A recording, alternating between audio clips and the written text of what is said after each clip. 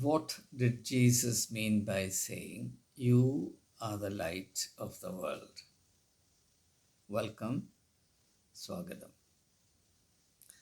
One of the videos that's become viral in Kerala in recent times was done by an astrophysicist by the name Vishnu Vasudevan, who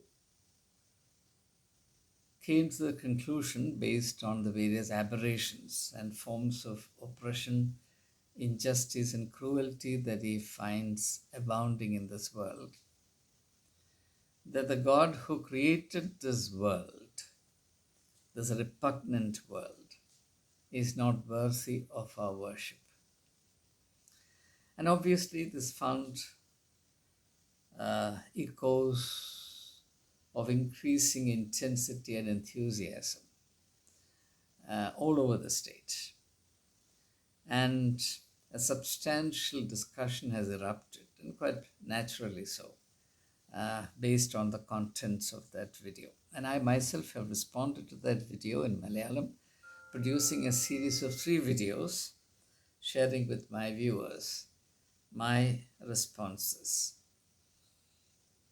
Now, in this video, I assume that as a background and take up one of the significant statements made by Jesus Christ, which has a bearing on the issue raised by Vishnu Vasudevan. Jesus said, "You are the light of the world." But I doubt if the full meaning of what Jesus intended is understood by those who are familiar with the text, of those who know these words by heart. So let's try and make some sense out of this. Now, if you look at the spiritual vision of Jesus Christ, it brings about a very significant reorientation in the understanding, outlook, and life strategies of those who are religious. Up until his time, the emphasis was entirely on what was external to the individuals. And that's the problem with any temple or church-centric idea of religion. If you want to worship God, you have to go out there. God is something external to you. God sits in some particular place, a place which is supervised and lorded over by priests. And they have their own prescribed ways of pleasing this God, and all the rest of it you're familiar with. So the core idea in all this is that everything that is significant is outside of you. The most significant thing, of course, is God. God is out there. And Jesus addresses this, this debate in the 4th chapter of John's Gospel, in the conversation with the woman of Samaria. And Jesus says emphatically, God is not on that mountain and this mountain, but the time will come when people realize that God is within you. So Jesus is out to, or the prime purpose of his mission is to bring about a radical reorientation in the understanding of spiritual life. So Jesus shifts the emphasis away from the God out there towards the God who is within ourselves. Now, why is this important? Now, here I come back to Vishnu Vasudevan's question. According to the biblical account, God created the whole universe, within that this world, and found everything that he created good. In fact, if you read the 1st chapter of the book of Genesis, you will find God saying good, good, good, very good, repeated 4 times. So everything that he created was good, because creation is, after all, the self-expression of the Creator. If God is good, everything that he creates must also be good. But unfortunately, as Vishnu Vasudevan quite rightly says, in this world that the good God has created, there is a preponderance of evil. How can this be? And God must answer for himself, answer for what he has done, and understand until he clears his deck in relation to this matter. He is not worthy of my worship, but therefore I choose to be an unbeliever. Now, why he should go from one particular evidence necessarily to this conclusion is a different issue. I will not deal with that issue in the present video. Let's stay focused on this one idea. What does it mean for us to be the light of the world? When God created and looked at the world, he found everything good because God is light. It's a function of light to bring out whatever is good.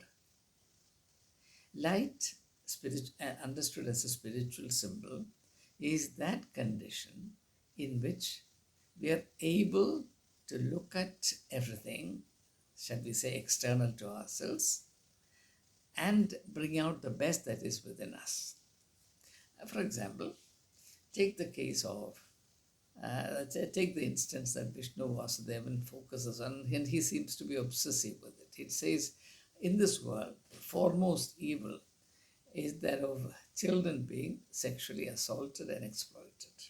And I quite agree with him that this is absolutely repugnant. But let us ask the question, how does this happen? How does a particular individual view, understand, relate, and respond to everything outside of himself? For example, take the instance of a bird sitting there. You see a bird sitting on the branch of a tree. Let's assume for the sake of argument that it's a small tree and therefore you can see the bird very clearly and the tree is in close proximity to you. Now, how do you respond to that bird? For example, you can respond as E.M. Foster responded and say, well, to the extent that that bird is sitting on the branch of the tree which I planted and watered and caused to grow, it's my bird. It may have flown in from somewhere else, but at the moment it's sitting on the branch of the tree that I planted, and therefore it's my bird. But even as E.M. Foster looks at the bird, it flies away, says, what happened? What happened to my bird? It was an illusion. So from that he comes to the conclusion that this idea that if anything belongs to a person is an illusion, but that's a different issue. Now, you can also, looking at the same bird sitting there, think of the bird as a symbol of freedom. For example, it can fly, which we cannot. So the freedom to fly is part of the beauty of the bird. You can think of the bird as a source of, if it's a nightingale, for example, as a source of the beauty. Keats has a poem, as you know. So the idea of nature's articulation of beauty, untainted, unadulterated beauty, so on and so forth, it all depends on you. There's obviously a bird sitting out there on the tree. You are seeing it, but the most important thing is not the bird, it's your inner condition. It's the inner condition.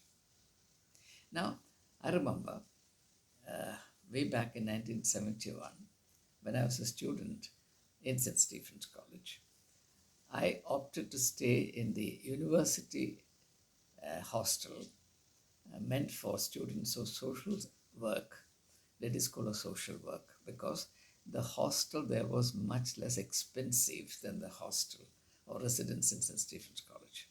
At that time, you had to pay a monthly amount of 120 rupees if you were to stay on campus in St. Stephen's, whereas I could stay for a monthly expense of 80 rupees in the hostel run by Delhi School of Social Work. That I had a room to myself. So it cost me only 80 rupees. And obviously I would prefer that because that was my financial condition at that time. Now, there was a Naga student doing Delhi School, Master of Social Work course, who was a student of that institution. I was a student of St. Stephen's living in their hostel, but he was doing the social work course, mastering in social work. Now, one day, a pigeon came into my room. My room was room number 20, which is the extreme room. Therefore, I was frequently visited by pigeons. And uh, wouldn't mind the pigeons, of course. Some of them would create a little bit of dirt, but I enjoyed the proximity of birds, etc. So one day, when this Naga friend of mine came into my room, a pigeon flew in and he suddenly caught it. To make a long story short, he cooked and ate it. Because that is his outlook. When he saw a bird, a pigeon, he saw food. He couldn't think of anything else. I'm not blaming him. I'm only using this as an illustration. So, what you see, how you respond to the world, what possibilities you find, it all depends upon yourself. Now, therefore, this perception will underline the importance of A, the human condition, secondly, the idea of personal responsibility. What we are doing today is expecting a perfect society to be made and given to us so that we can live comfortably within it. We don't recognize our duty to do all that we can to make the society a place which is good for all concerned. Now, this is a fundamental problem, for example, uh, of the state to which I belong, which is Kerala. Kerala is a glorious state ruined by Keralites for the simple reason that there is nobody who really cares for Kerala. Everybody wants to take the best out of Kerala. Nobody wants to really care for Kerala. As a result, the state is in dire distress. So when people look at Kerala, it's an object to be taken advantage of, or as a resource to be taken advantage of. It's not a place, a domain where we should work together to create a happy and ideal state. So this is the issue.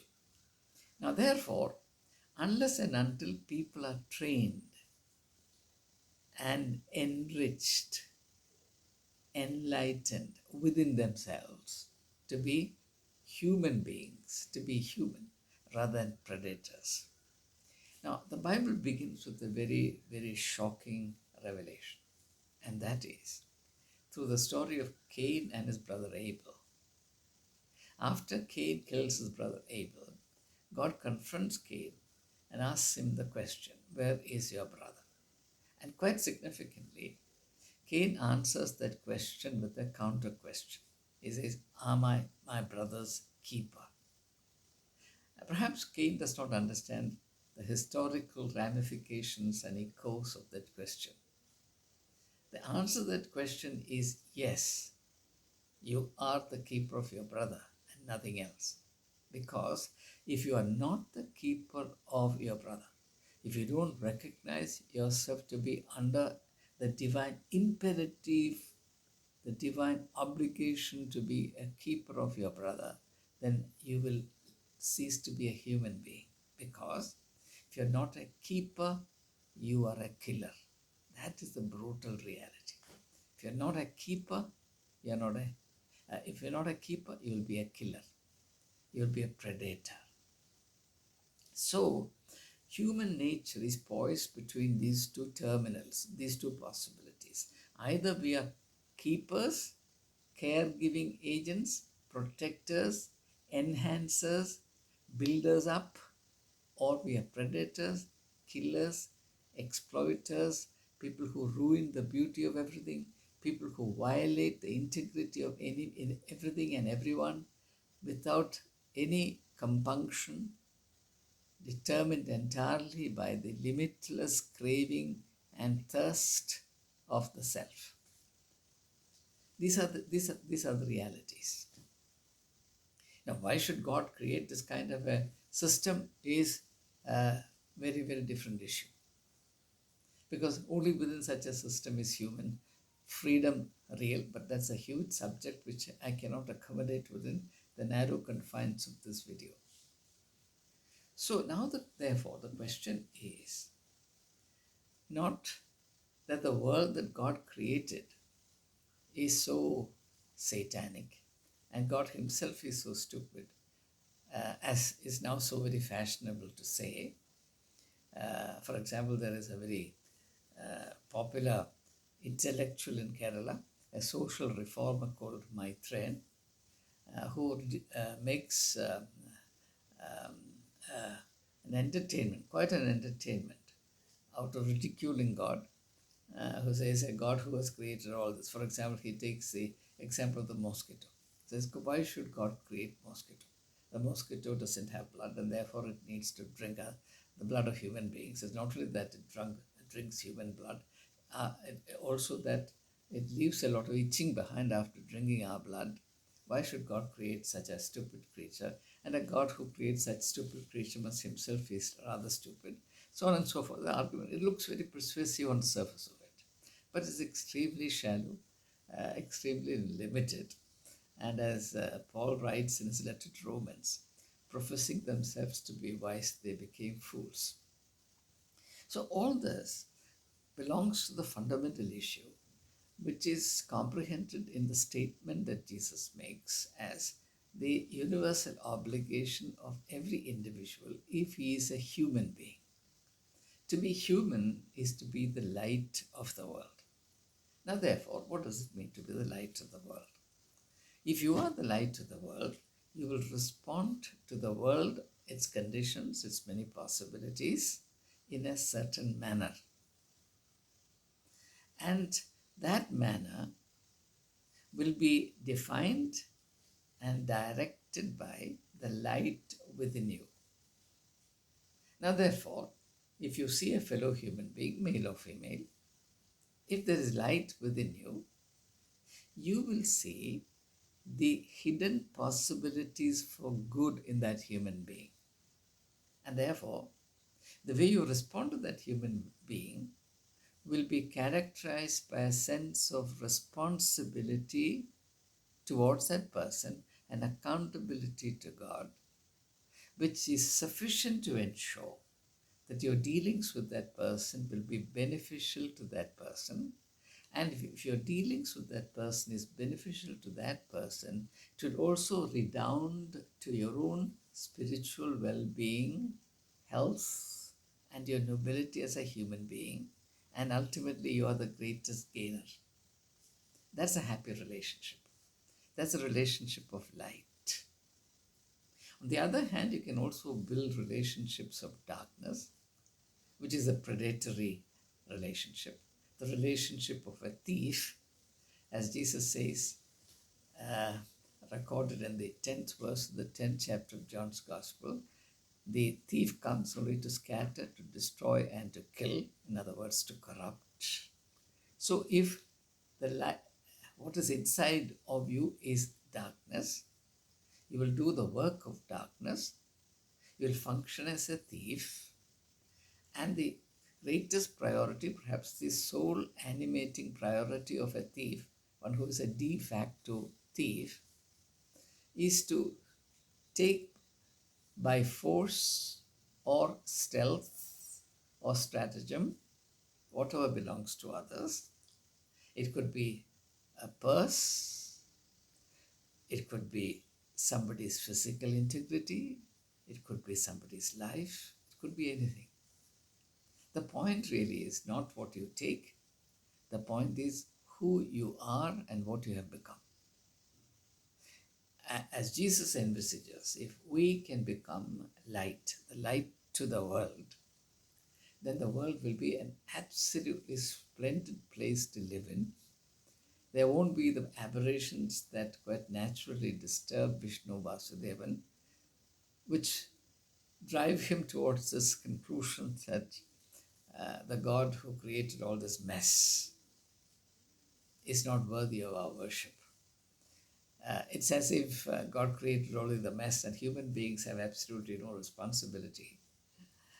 It looks a very attractive interpretation because it absolves human beings of all responsibility.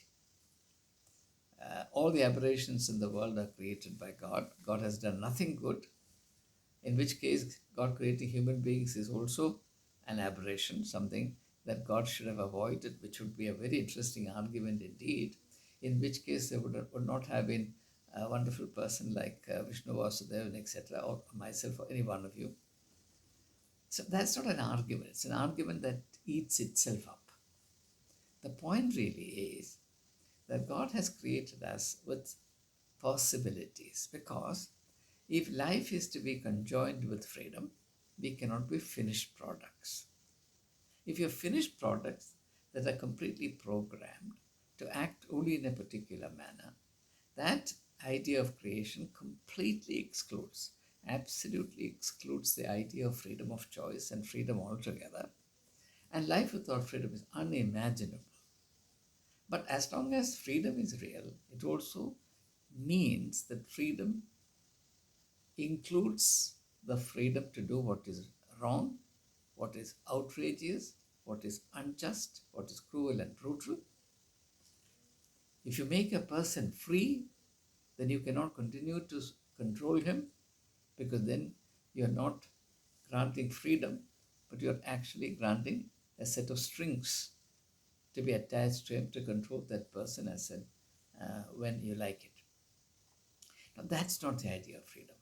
If Vishnu was Devan and those who think like him would ponder for a while, they would realize that nobody would like that kind of freedom. The freedom to be checked at every stage, the freedom that is granted to you in a police state, which does not allow you to exercise your freedom. Maybe in a police state, people will do far less crimes, but it's a state that will suffocate you. Emergency is a good example. For example, people used to justify democracy by emergency by saying that during the emergency days and months, the trains ran on time. But the question is whether the sacrifice of human freedom is a justifiable price to be paid in order to ensure that the trains ran on time and things happened properly. During the emergency, for example, the work culture in India increased because the slogan in those days was work more, talk less, or talk less, work more. And people did work more.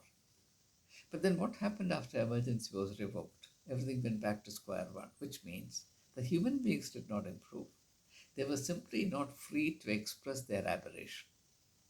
Now, you can always argue that that's this state of complete loss of freedom in which human aberration, the potential for aberration, cannot is completely suppressed, is a better option.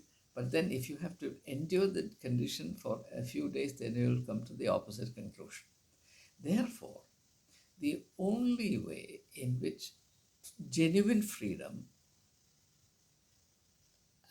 and a healthy condition of life can be combined is not by abolishing human freedom, but by training and equipping individuals to become the light of the world, to become the kind of persons within themselves who can use their freedom in a positive, affirmative, and life enhancing manner, rather than misuse it as a freedom to express the devil within them.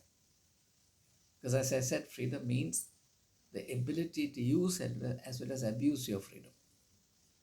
A rapist ravages the life of a child, a girl child, simply because he is free to do so. He would not do that in the presence of a policeman. Well, he wouldn't do that in the presence of an ordinary human being.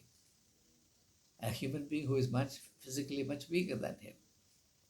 So, the aberration that we're talking about happens within certain specified conditions. For example, the society as a whole is feeling that the victim of the rapist, because the society has a role to play or had a role to play in making that person who he is. I'm not saying that the society alone is responsible, hereditary factors may be there, all kinds of, 1,000 factors play their role in making a person who he is. Therefore, in criminology, there is always this question in trying to understand the psychology of a criminal as to what extent he as an individual is responsible for his predicament. For example, in that branch of criminology which relates to the study of crimes by children, that's juvenile crimes, the preponderance of compassion is more towards the criminal, quite understandably, because society is cruel to its children, particularly the children of the poor. The brutal conditions under which children are made to grow up for no choice of their own. Somebody must answer for it.